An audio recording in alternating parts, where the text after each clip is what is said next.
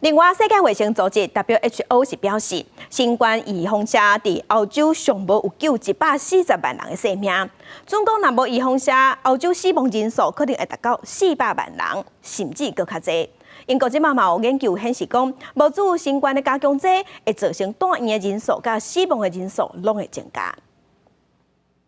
2020年，大家拢伫咧注意，90岁英国老阿嬷玛格丽特基南，将做全世界第一位做新冠疫苗的人。一直到即马，好刚才有疫苗，已经有较缓和，大家也对惊吓的日子回归到正常的日子。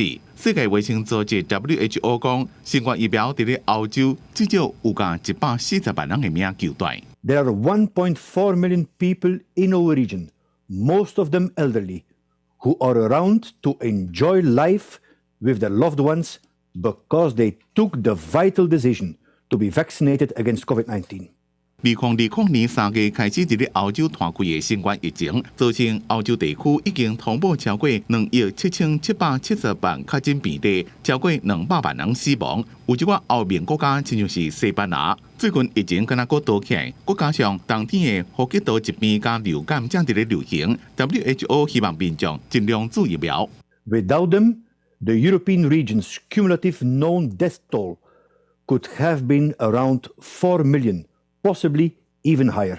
伫英国到2022年1月，有超过90%的12岁以上的人口至少注过一剂新冠疫苗。最新的研究显示，若是无注新冠疫苗加强针，会造成4个月内死亡加住院的人数增加。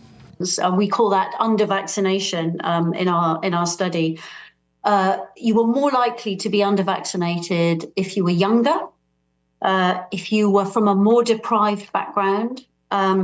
If you were of non-white ethnicity. WHO 担心，伫咧卫生系统面临庞大压力时阵，世界各国若伫咧面对一种新的、更加严重的无了解的病原体时阵，可能也未做好准备。记者综合报道。